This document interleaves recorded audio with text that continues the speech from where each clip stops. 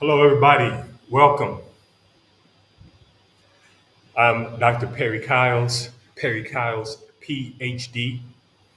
Today, we're going to be talking about the destruction of the ancient Kemetic monuments and temples at the hands of the modern day Egyptian or Arab Egyptian, right? We have to use that term Egyptian with a little bit of carefulness, right? These days, it's fashionable for modern Egyptians, to proclaim that they are the descendants of the ancients.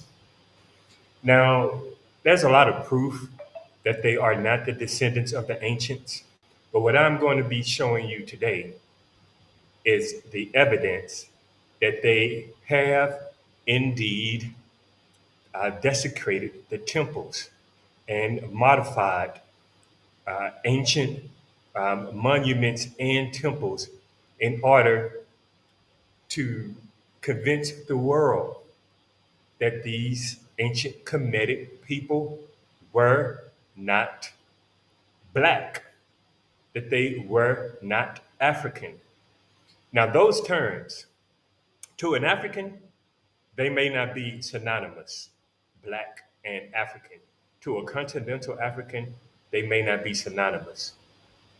But to an Arab, they are synonymous.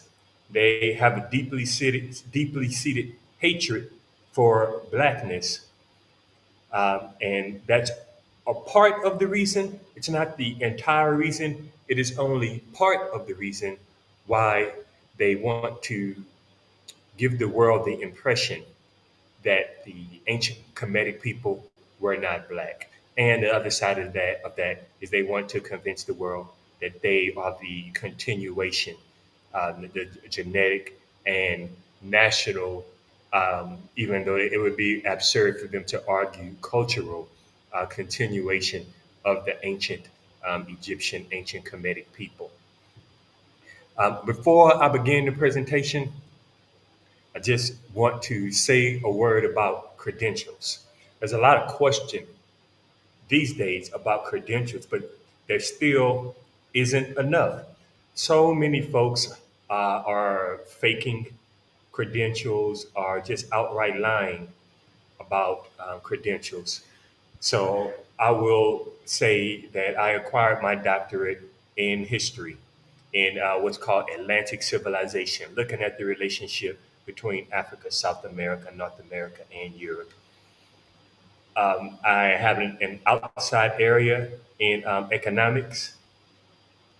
So a lot of work that I do, have done in the past, has had an economic undertone, and so that is part of the reason why. Look at my background. You see the camel there, connected there to the stone, and you'll see the Arab here saying haram. So their word for pyramid is haram, but their word for something that's unacceptable, that's detestable, it's also haram, right? So that's what we're referring to, the second reference there. Also, you see the other fellow on the other side over here. He's chiseling the Tekken, and he's putting his name in there. And you'll see from my Hemi Uno video and other videos that I've done that they have historically put their names in these monuments. Now, that's one of the ways that we know for certain that uh, these are not their family. They don't love these ancient people. This whole idea of trying to connect with these ancient people has been very recent, since they began to have their revolutions about 15 years ago. Now you see the crumbling of the Arab world breaking up, right? You see that? And that's what this is about. This is about them trying to pay what they owe to the IMF and increase the amount of capital that they accumulate through tourism. That's what this is about. Moving away from pan Arabism to the whole idea of Egypt, its distinctiveness, its uniqueness, and their relationship to the ancients. Having said that, I'm going to go ahead and get started here. Give me one moment. Bear with me here, just one moment. All right. Proof: the Arabs and the modern Egyptians are destroying the ancient monuments. Let's get right to it, family.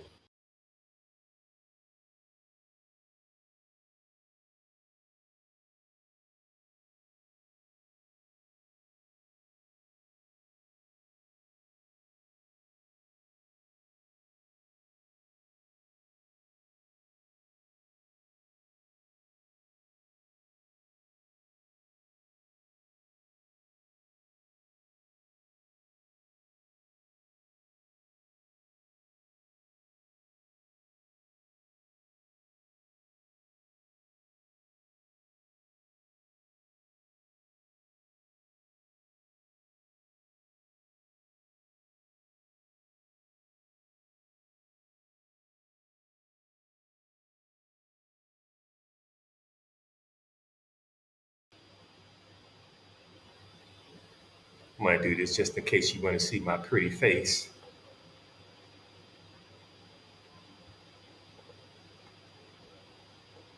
There we are.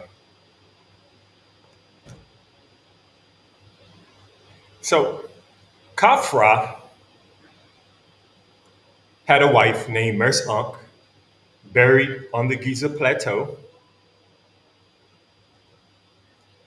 And this that you see is her tomb.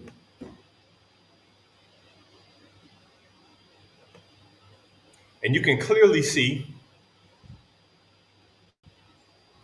on both sides of the pillars here, she's depicted as black. If you saw the colorized picture of this, which I have, she would be jet black. So this tells us one of two things. It tells us that one, she's jet black, or two, she and or the people who designed this tomb wanted her to be presented as jet black as she goes into the hall of Ma'ati, or heaven, as we would call it. We know this is her tomb because right there above her name, we see we see it very clearly. Merce Unk. We see Neter Him, wife, wife of the king, right? We see wife. She's the wife. She's Merce Unk. Very clearly, all throughout her tomb. And I have a video about this. You can find it on my one of my YouTube channels, or my website, blackandgold.us, or my website, Kemet101.com. In her tomb, that the name is written Merce Unk. So this is how we know who the tomb refers to. It's Merce Unk III. Mace Unk III, presented as black. And so the ancient Kemetic people, they conceived of black as divine. The modern Arab conceives of black as sinful. In Mecca, their Kaaba stone is black. According to them, it's black because it holds sin. And they think of black as sinful. They think of black as dirty. If an Arab, an Egyptian Arab, and probably in other countries too, if they get to know you and they like you and you look like me, they say you have black skin but a white heart. Their minds and their spirit is inundated with the whole notion of black inferiority and white superiority. Now, the ancients, the Kemetic people, on the other hand, they proudly present themselves here as black going into the Hall of Mighty. But we, Black American people, a lot of us are brown like me.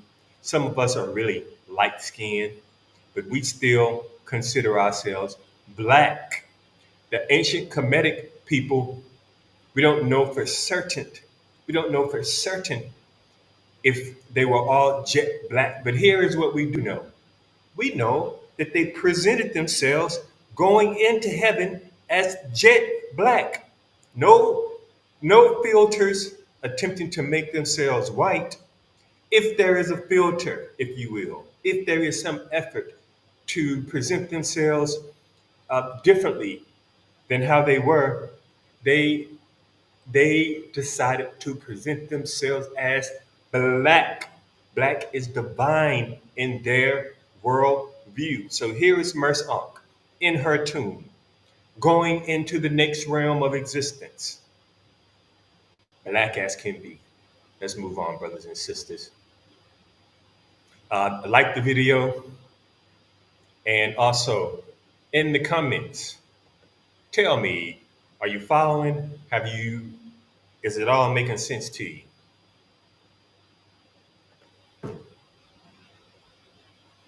Now, what I'm going to show you here, this is the same tomb of Merce Ankh the Third. That name, Merce Ankh, beloved is the life of Merce Ankh. Beloved is the life of Merce Ankh. This means that she was loved by those around her. But if you notice, you see how clearly the paint shows up. And this picture was taken 1927. So it was rediscovered by George Moaz. What an idiot. Okay, so this is really exciting. This is my favorite Egyptian idiot, everybody, has shown up. Moaz, which stands for most asinine. All right, Moaz, perhaps you'll learn something. So if you look, you can see the paint on the wall is very dark. On the left side, on the right side, Merce Ankh herself, above Merce Ankh, you see the paint is very clear. But now, let me show you what most asinine and his people have done. Ah, you see? Let's have another look. In 1927, and here we are, under most asinine and his people. Wow. They don't know how to wash their hands. They don't know how to use a napkin to blow their nose. Be careful, because the guy who's cooking, who's at the bakery, the guy who's preparing your food, he's preparing it with one hand and he has his finger in his nose with the other. I always say, how do you know that these ancient people weren't related to the Arabs? Because if they were, they would be on the temple walls with their fingers in their nose. Where you at, most acidine? Okay, I guess he left. Darn. Anyway, so now you see the difference. You see how they've removed the color. Now, the way that they do this, they use ammonia, alcohol, and water mixed together. That's how they do it. They use ammonia, alcohol, and water, and that is how they're able to remove the paint. But isn't it interesting? Here we are, 1927. See how black she is, and then here we are today, 2026. The nose pickers did this. So what is happening is that they want to perpetuate the idea that they are the descendants of the Kemetic people. At the same time, they have a hatred, deeply seated hatred and contempt for black and dark skin. Go ahead and like the video. So it's a conundrum, right? It's a conundrum for them. They have to figure out how they can solve this problem. Well, how do they solve it? Well, they disfigure whatever they can. They have destroyed so many monuments over the past 1,300 years, and then they remove the paint off many things. Now you notice how the brown figures, the paint remains there. One more time, you can see the blackness, and then here you can see how the brown colored people on the temple wall, their color has remained. But the black, even brown Merce Unk, miraculously, the paint that was used to show her skin color has disappeared. Things like this tell us everything we need to know about these people. Like, they are always claiming, oh, well, we want to bring our monuments and artifacts and such back from these foreign museums, and we want to bring them back home. But there's no way in the world they can be trusted with these things. The museum that they're so happy about, the Grand Egyptian Museum, when it rains, water is coming from the top. Water is coming from the top. Come on, let's be for real. All right, let's move on, family. All right, this is from Pepe II's son-in-law on Saqqara. And what I want to show you, isn't it amazing how the skin of the brown Egyptians just amazingly happen to still be vivid or very clear in the modern monuments? Look at this one, another.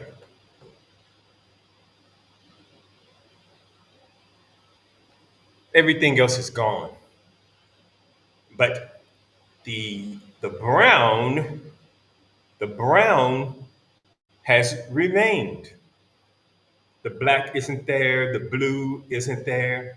They've used their um, concoction of ammonia, sometimes ammonia and alcohol to remove the other colors. But the brown still remains.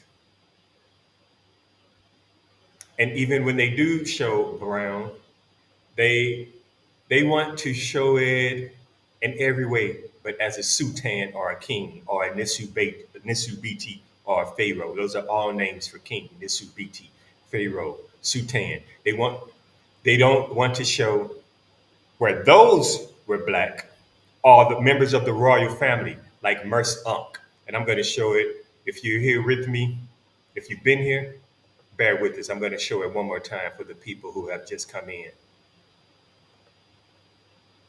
Bam. Look at that. And then now look. They've used salt, they used ammonia, alcohol, and water to remove the blackness. Nothing remains on the wall, but you can see the brown skinned people.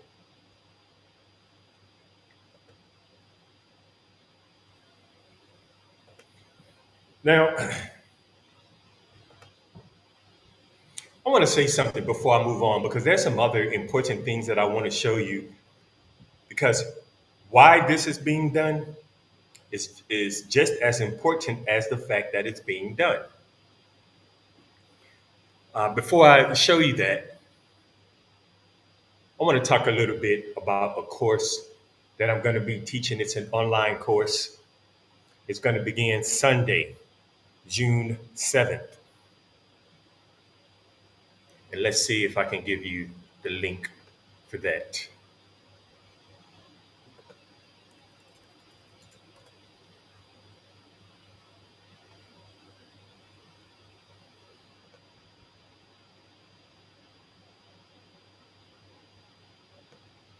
Okay, so here's the link.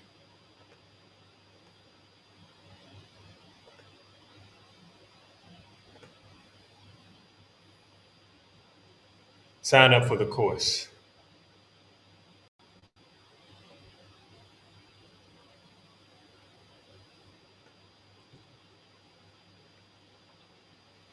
So what we're going to do, we're going to begin with the pre-Kemetic history, Nile Valley history. But it won't just be me lecturing, it won't just be historical. We're going to use several different methodologies, which is the only way to get at the truth.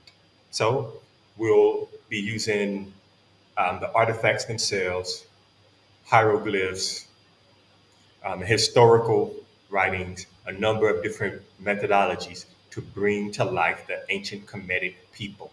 So there you see in the comments, you see the link to the course. It's free for now, so go ahead and join.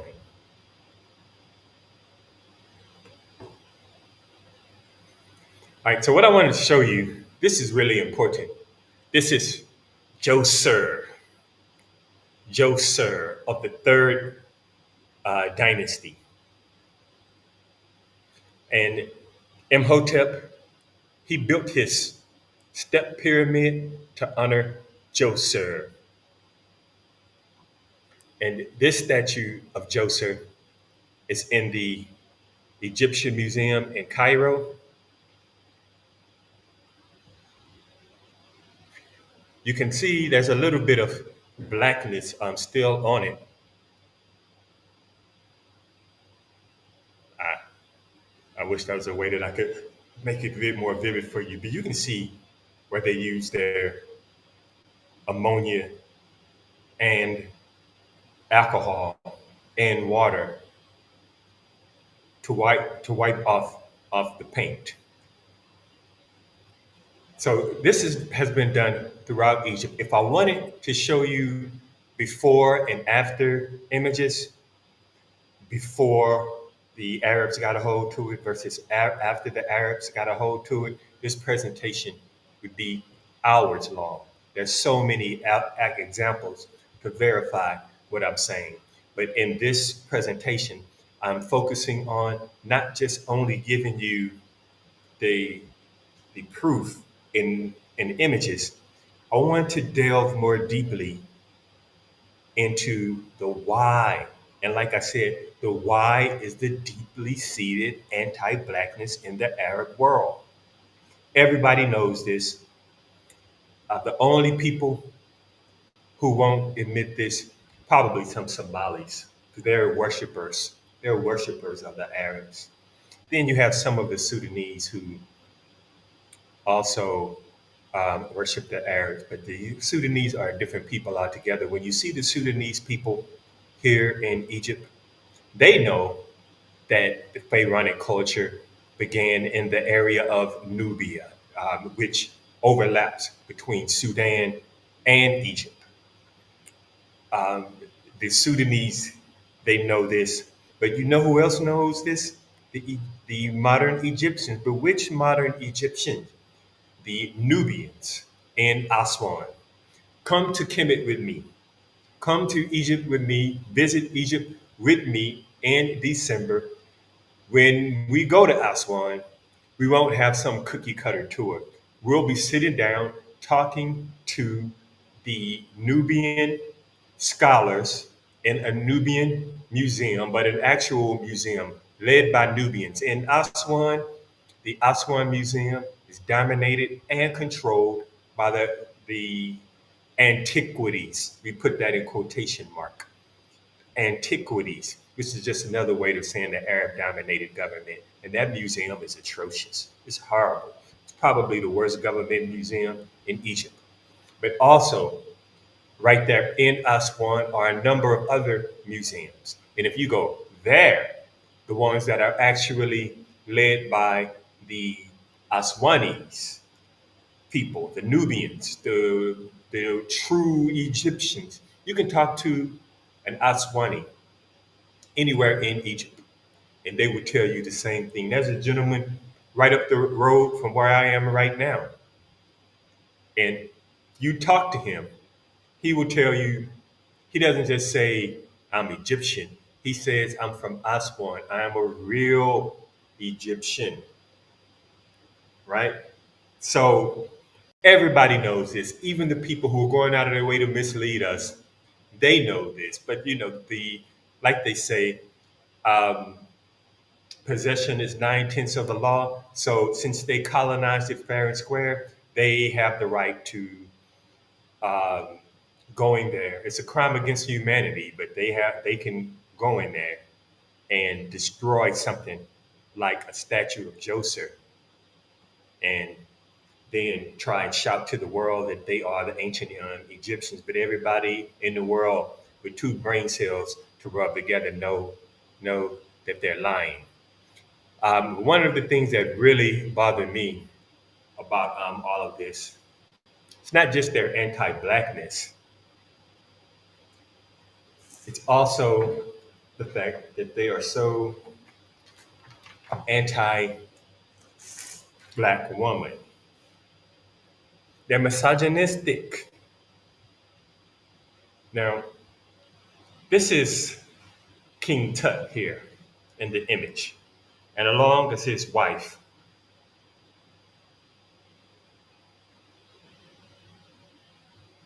Her name is Ankh Esanamen. Ankh Esanamen is her name. Kami. So here's a comment. Let's see. Who has made this comment? It is Tahaka Negas. So let's read Tahaka Negas' comment. Mr. Negas says, yes, black is divine from the time of ancient Kamat in ancient Egyptian literature, and especially when dealing with ancient Nubia, they believed jet black was a blessing, being kissed by the sun. Yeah, that is true. I obviously he's done his homework. Then he says, black represented divinity and rejuvenation in ancient Kamat. Now, the reason why he's saying Kamat is because the way that they spell Kemet, those three hieroglyphs, a lot of times when they write, they don't have what we would call vowels. So it does leave some room uh, for a conjecture as to how it was actually pronounced. And a lot of people who have studied deeply, you may hear him say kamit, you may hear him say kamat.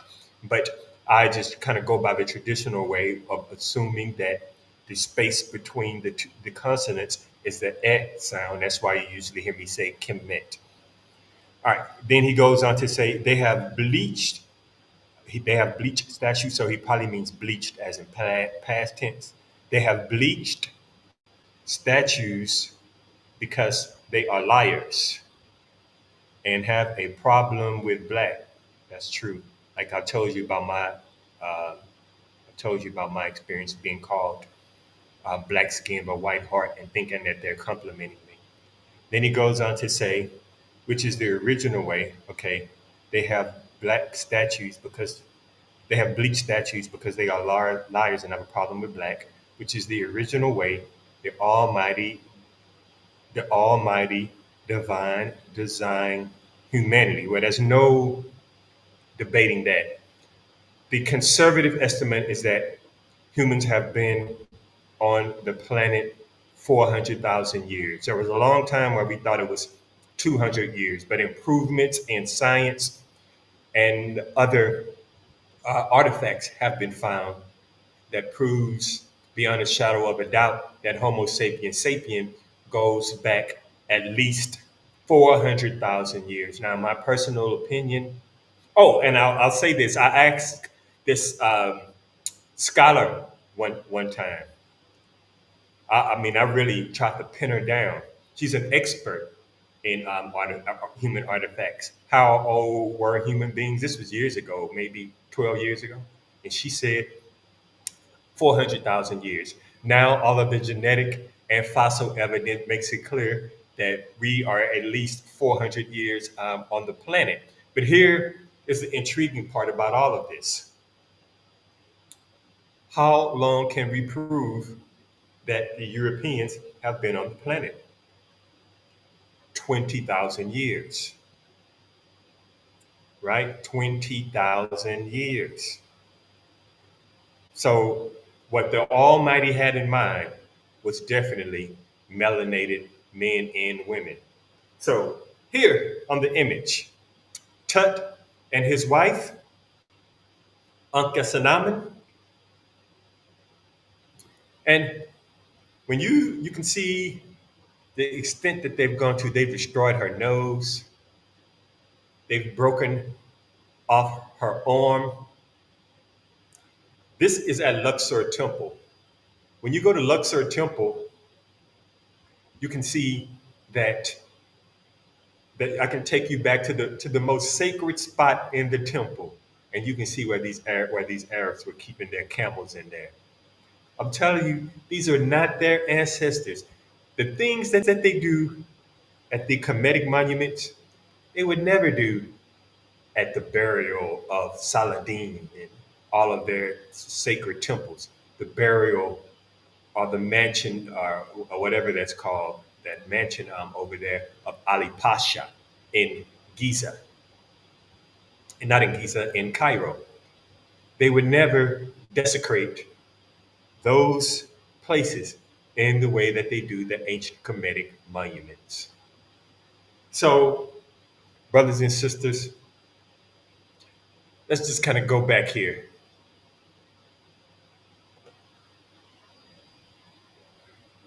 But before we do, my tour, which is coming up in December. Pardon me, brothers and sisters. Ah, and I'm going to go ahead and I'm going to put the link for the tour in the comment section. At least I will if my computer doesn't take forever. All it's doing is spinning here. Okay, we'll come back to that.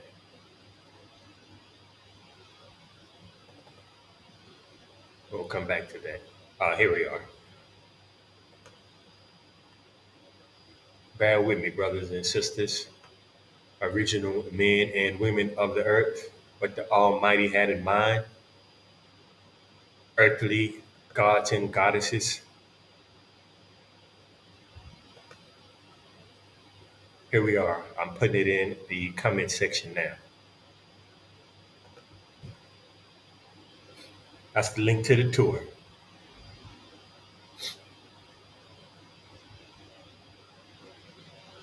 So if you go to the website, you'll be able to join the tour. And right there on my website, if you have questions, you'll be able to connect with me and inquire about the details of this tour. But this is not going to be a cookie cutter tour.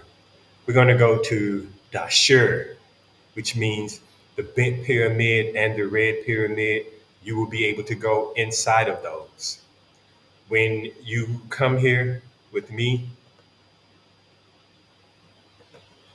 you'll be able to see the actual statue here of Joseph in the museum in Cairo, among many other things that I can point out to you. You'll be able to see Pepe II tomb and his family members right here in Saqqara. And you'll see these at the same time that I show you the step pyramid. You'll be able to go inside the tomb of Merce Unk. Remember this one that I was showing you and how they tried to whitewash it? You'll be able to go here. You'll be able to see all of these things. This tour is inexpensive relative to several tours that are essentially vacation tours. They won't, I'm gonna, if you go with me, you'll be able to see the King's List in Abydos. There's so many things that you'll be able to see if you travel to Egypt with me that you won't be able to see if you go with someone else or especially with one of these locals. Here in Egypt, if you go to these monuments with an Egyptian guide, the only thing they're going to be talking to you about is stone. It's because they don't want to get into the depth of Khufu, Jedefra, who was his oldest son, who built his pyramid at Abu Rawash. They don't want to get into Khafra and his wife Merce Unk, right?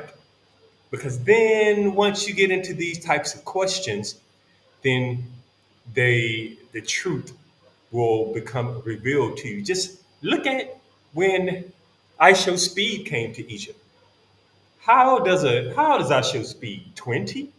A 20-year-old was crossing up people, Egyptian Egyptologists? Come on. And that's because of their dishonesty and their effort to mislead you. So, what I'm going to do, go ahead and look in the comment section. You'll see,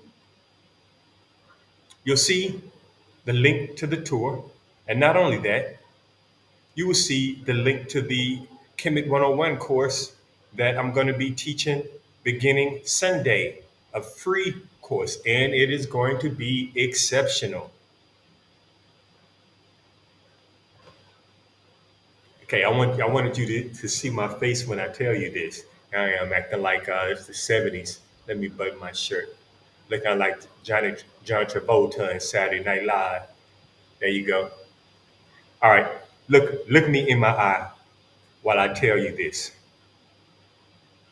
If when you come to Kemet with me, you will have an extraordinary intellectual and spiritual experience. I can assure you of that. By the time we're leaving Kemet, you're gonna be walking up to me saying, Dr. Kyles, I think I still owe you money. And I'm gonna say, no, not at all. So look, brothers and sisters, I'm gonna check. Let's see. Any more questions or comments?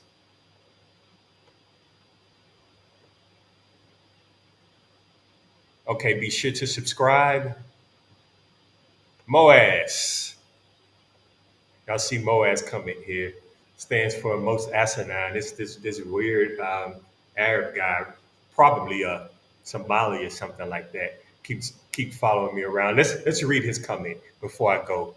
He says, "Stop the lies and racial cultural appropriation."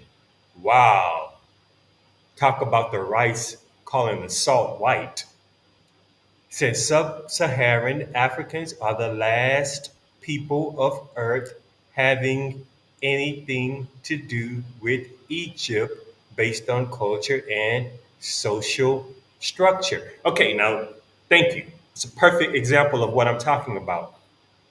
Why would the sub-Saharan Africans be the last people, considering Egypt is right on the African continent? Wouldn't it be the Europeans for that matter?